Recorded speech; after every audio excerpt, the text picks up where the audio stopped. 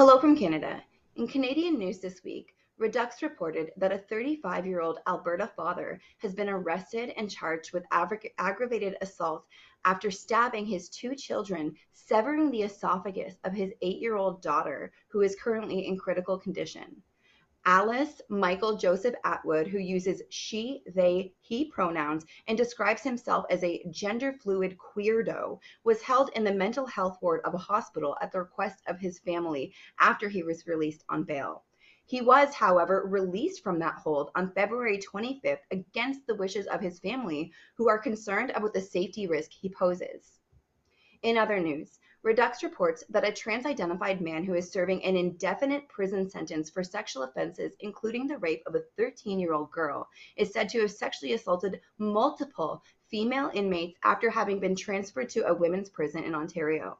The man, who goes by Carissa Marie Radcliffe, has an extensive history of sex crimes, including multiple rapes of teenage girls, and he was declared a dangerous offender in 2010, which means he must remain behind bars until a parole board deems him fit to be released.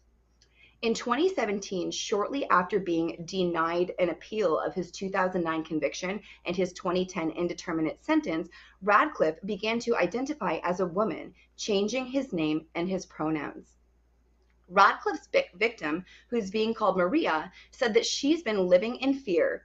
And prior to the attacks, Radcliffe had been behaving in a predatory manner, making lewd remarks, and even going as far as telling her that she was younger than his last victim. Maria's roommate, who's being called Emma, was a first-hand witness of the abuse. Emma had previously faced sexual abuse at the hands of another trans-identified male inmate, Stephen Sam Mellenbacher, in 2020. Mellenbacher was being held in the Edmonton Institute for Women, but after sexually assaulting a female inmate there in 2019, was transferred to the Grand Valley Institute in Ontario, where he sexually abused Emma. To make matters worse, Maria is not Radcliffe's only victim. Multiple other women have filed reports with prison authorities. Once officials became aware of the assaults, Radcliffe was removed from the house he'd been staying in, House 11, and placed in a maximum security unit. Officers then began to interview all of the women who had been living in the house with him, and they learned that he had been walking around the housing unit wearing only a shirt, naked from the waist down, and exposing himself to the women. Radcliffe had only been in the unit for 2 weeks when he assaulted Maria. He'd previously been living in a housing unit for Indigenous women, but was transferred to House 11 due to reports of ongoing sexual harassment of the women there. It's now clear that violent offenders are being shuffled around women's prisons and prison units in Canada, being allowed to victimize vulnerable women with impunity. If this doesn't qualify as cruel and unusual punishment, I really don't know what does. And that's all I have for you from Canada today. Our biggest advocacy push this past week concerns SB 9, the Protection of Women and Girls in Sports Act, which WDI USA has long supported. It's a simple and straightforward bill that would define sex accurately under Title IX and keep men and boys out of sports intended exclusively for women and girls in institutions funded by Title IX. When news broke that the bill was expected to imminently be brought to the Senate floor for a vote, we moved quickly to encourage signatories and volunteers to contact their senators, particularly their Democrat senators, and urge them to vote yes on the bill and broadcast similar information across our social media platforms. The bill was indeed brought to the floor for a vote yesterday, though it failed to clear an initial procedural hurdle on a 51-45 vote. It needed 60 votes to advance, which would have required at least seven Democrats to vote with all Republicans to move it. And disappointingly, not a single Democrat did. As Kara is here with us today, I'm sure she has more to say about this, so I'll stop there. Last week, I mentioned 15-year-old female athlete Frances Stout, a JV basketball player for the Tumwater School District in Washington State, on whose behalf FAIR recently filed a federal civil rights complaint against the district with the Department of Education's Office for Civil Rights alleging sex-based discrimination in violation of Title IX after her concerns about the participation of a male athlete on the opposing team were ignored by school officials. Well, as a result of her brave actions, the Tumwater School District's Board of Directors just passed a resolution banning boys from participation in girls' sports. The resolution affirming a proposed amendment to Washington Interscholastic Athletic Association policy was passed with 3 yes votes and 1 abstention. According to board documents, Amendments 7 and 8 ensure that all students, regardless of sex, gender identity, or gender expression, who meet eligibility criteria are allowed to participate in the boys/open category, and to maintain fair and equitable competition, participation in the girls category is limited to students whose biological sex is female. And that's a quote. The meeting was immediately interrupted and shut down by the usual suspects, loudly chanting the usual nonsense. On Tuesday, the Maine House of Representatives voted to formally censure Representative Laurel Levey after she drew national attention for a Facebook post critical of the state's policy of allowing boys to participate in girls' sports.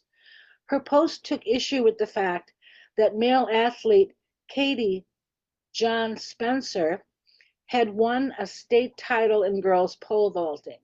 As a result of the censure, Libby will not be able to cast a vote or speak on the House floor until she issues an apology, which she has steadfastly refused to do.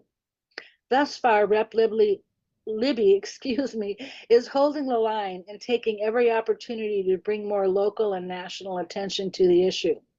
And as Kara wrote in her Female Free Speech Friday post, the stated reason for the censure is that she posted images of a minor, but anyone with eyes and ears can tell that she's being punished for the heresy of standing up for women and girls in her state.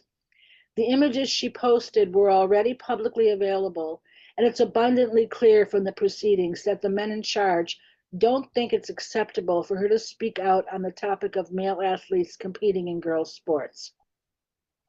Also on Tuesday, U.S. Attorney General Pam Bondi issued letters to officials in California, Maine, and Minnesota, warning them to comply with federal anti-discrimination laws that require them to keep men out of women's sports. This Department of Justice will defend women and does not tolerate state officials who ignore federal law. We will leverage every legal option necessary to ensure state compliance with federal law and President Trump's executive order protecting women's sports. Next, I'll give an update on Doe versus McHenry that is now being referred to in court documents as Doe versus Bondi, presumably reflecting Pam Bondi's now confirmed status as U.S. AG. James McHenry was the acting AG at the end of January when the complaint was first filed. Last week, I mentioned the amended complaint that added another 9 male plaintiffs to the original 3, seeking to halt their transfers to male facilities.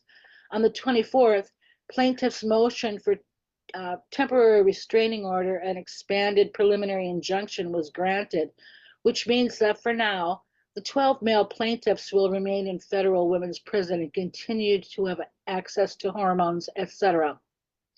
Additionally, Keep Prison Single Sex USA tweeted that on February 23rd, a manager at the Bureau of Prisons provided a declaration in support of the BOP's opposition to the expanded TRO request, which also included the following inmate data.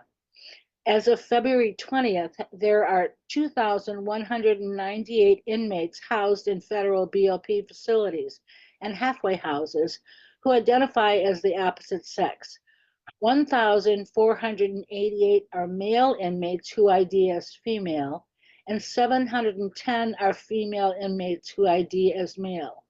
Of those individuals, 22 are male inmates currently living in a female institution, with one female living in a male institution. That data is consistent with the findings of our prison FOIA project, published in 2023, though the numbers have gone up a bit since then. An NPR article identified the official who submitted the court filing as Rick Stover, the Bureau of Prisons Senior Deputy Assistant Director of the Designation and Sentence Computation Center. As the Bureau of Prisons has typically been less than forthcoming with data of that sort, it's good that accurate 2025 information has now been provided by an official BOP source. And that's all I have today. Thank you. So for WDI France, last Sunday we held our French language webinar for March. Our guest was an autistic scientist, Magali Pignard, and the webinar focused on the links between gender dysphoria. So the webinar focused on the links between gender dysphoria and autism. And it also provided a general overview on the state of science and the lack of scientific rigor in studies on minors' transition. The edited version of the webinar will soon be available on our YouTube channel. In February, we submitted a contribution to CEDAW on sexist stereotypes, and this contribution is now available on the UN website. And we focused on two main aspects: the inherent humiliation of women in drag queen performances, and the pressure for gender non-conforming girls, often pejoratively called tomboy or garçon manqué in French, to conform to sex-based social stereotypes. Our conclusion called for replacing the term gender identity with an expression that reflects its true meaning, an identity based on sexist stereotypes. In the fall, we wrote to all the French MPs to raise awareness about minors' transition and to request meetings. We refused very few responses. Last week, we were received by a socialist MP who expressed his deep lack of interest in the issue, as it supposedly concerns only a few children and a few lesbians. We also received an extremely hostile letter from a France Insoumise MP, a member of the far-left political spectrum, who equated our approach with transphobia. We have decided to make our efforts and the responses we received public on our Instagram and Facebook channel. So we are going to communicate about that. Next weekend, for March 8th, there is a demonstration in Barcelona, Spain, and we will bring that demonstration will bring together radical feminists from all over the country, and WDI Spain is calling for participation, and I will be attending and representing both WDI France and the other organization I lead, Les Amazones d'Avignon, and we will unite our forces for this demonstration. That's all. Okay, so a report from New Zealand. On Monday, the 3rd of March, oral submissions were heard for the Stalking and Harassment Bill. The Women's Rights Party attended and pointed out that because of the vague wording about causing distress, which is a subjective emotion, gender-critical feminists could be prosecuted for, quote, harassment for not affirming the gender identity of a man or complaining about a man in a woman's space. Using the language of the bill, they recommended that behaviour from person A to person B should only be considered stalking or harassment if 1, it causes B to fear on at least 2 occasions that violence will be used against B or persons associated with B, and or 2, it causes B serious harm which has a substantial adverse effect on B's usual day-to-day activities. So this would make it a lot more specific and wouldn't catch people with different political opinions in the net. Many submitters gave harrowing accounts of actual stalking, harassment, rape and violence, which we all know can lead to killings, which women had experienced, which were not being adequately addressed by the justice system. So they, on the whole, welcomed the new legislation. Many submitters also talked about how the time limit of 12 months should be removed because stalking and harassment can go on for years. A couple of women from a rainbow group claimed that the rainbow community had suffered increased harassment after Albert Park in 2023 without specifying what that harassment entailed. They also didn't mention the reason for people's anger, which was the violence of the rainbow community against the women present at the Let Women Speak event. These kinds of claims of harassment are exactly the kinds of claims that the Women's Rights Party and gender critical feminists are concerned could lead to wrongful prosecutions of women for speaking up for their rights. In other news, preparations are underway for the screenings of the film Beyond the Looking Glass, directed by Vaishnavi Sundar, who has been invited to New Zealand by the Women's Rights Party. Vaishnavi's film about trans widows will be screened across New Zealand. The first screening is in Auckland on the 1st of April, then in Wellington on the 3rd of April, and on Christchurch on the 6th. Vaishnavi and other speakers will be speaking at each screening, and there will be an opportunity for women to discuss the issues. Participants will be informed of the venue closer to the time. And I'm pleased to say that the Women's Rights Party logo is now on the Women's Declaration International website as a supporting organisation.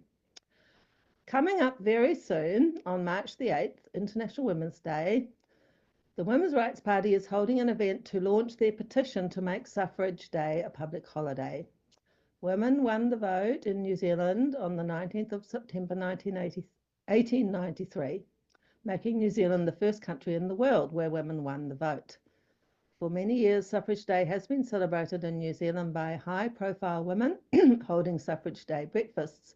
In more recent years, grassroots women have held events on the street to raise awareness about the harms of gender ideology and to oppose sex self-ID. However, overall, Suffrage Day events and celebrations have been rather quiet, and many New Zealanders are not aware of the day. It is not celebrated in public libraries, unlike Pride events, and the suffrage flag is never flown at Parliament, despite the rainbow flag being flown there frequently. The petition organisers say that it's important that New Zealand women and girls are aware of our heritage, and having a public holiday will enable more women to participate in events marking the day. The petition closes on the 18th of September and will be presented to Parliament that day, which is the day before Suffrage Day on the 19th. And you can see the petition on the Parliament website. Thanks. That's it.